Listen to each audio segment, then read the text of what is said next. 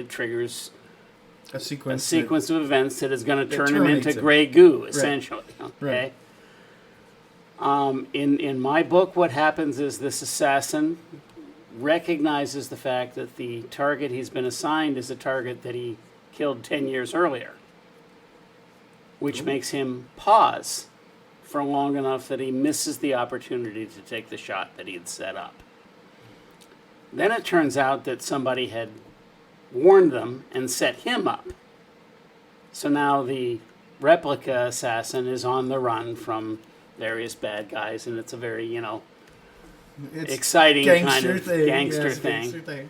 But he ends up then taking refuge in a place where his target is located. The target convinces him to download the entire file of his template, of his personality. So now he has downloaded the entire memories, personalities, emotions of the original assassin. And for all intents and purposes, although he knows he's not, kind of thinks he is. It's a very, he's got a lot of internal confusion at first, like, wait a minute, it's 10 years later, and what happened to my family? Oh, my family's fine, because I never left, as far as they're concerned. But now he's carrying this tremendous burden of 275 kills, with the conscience that the original operative had. Right. And he wasn't really an assassin; he was just special forces sniper, right, basically. But now he's been twisted into taking out political opponents and other things. So he's carrying this tremendous burden of guilt. And the original special forces guy was a devout Catholic. So now we're in a whole different world where there is a lot of political intrigue going on. Imagine that. The king is dying of bone marrow failure. His infant son is going to be the next king, but he's only 2. And so he will have to have a regent. But the forces opposing the king are the most likely to be declared regent. Well, there's a provision in their law of succession where you can have a regent, but you can also appoint a guardian to look out for the child's well-being and education. The regent will handle the statecraft, and someone else will handle rearing the child and taking care of them. Yeah. So that's the tension that's going on between these two forces. And Tommy, the replica, has been recruited on the side of the princess, Sophie, who's trying to protect the child. Sophie's a commoner, so once the king dies, she has no standing other than mother of the heir. But she can't be a regent, she can't. So she's trying to manipulate more political intrigue. forces. More intrigue. Think Elizabethan England with the death of Henry VIII. Mm-hmm. I mean, that's kind of where we are.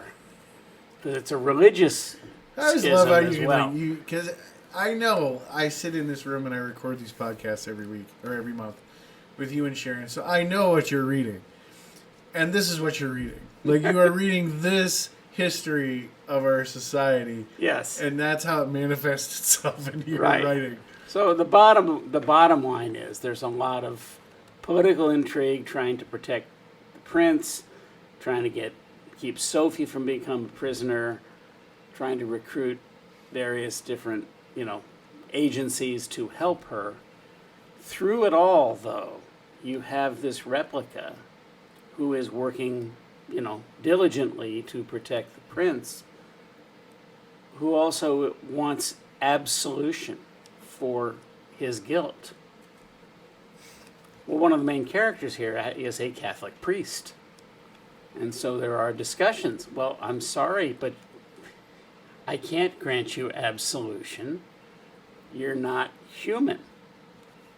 I feel human. I have this same guilt and the same beliefs that my template had, but you're a machine. And so, there's the tension. And it's like, okay, yeah, the position of the church is that a soul is imbued by God at conception into you. I knew you before you were formed in your mother's womb. He wasn't. He was constructed in a factory. Spoiler alert, in the end. No, don't say it. Don't say it. Don't say it. So this is the tension behind the scenes. Don't tell anybody. Don't tell anybody. And, it comes to a resolution, comes to a head at the end of the book. Because that's what the it's all book about. is The Quality of Mercy, which is kind of reference to the very last chapter where we kind of skip ahead 20 years and see the consequences of all of these various actions. Yeah. All the intrigue and everything. Yeah. Yeah, I got you. So, okay. You also dropped that you were working on another prophet book. Another prophet book. I tried to start the one that I had talked about, what happens when you have a generational ship that finally gets to its destination and finds out we've developed FTL in the meantime and it's already colonized. I like that one too. I was like, ooh, that's a good discussion. So yeah, that creates a dilemma. That's going to be more. I mean, you would think though. Okay, so let's. But you would think they would be like, okay, we can now go faster than light. We got these guys over here that we sent off a few years ago. Well, what happens is you send them out, but communication is still light speed. Well, so they don't know. So you just go catch them while they're still in transit. Why would you? Well, because you might want to tell them before they get there. No, it's not as much fun.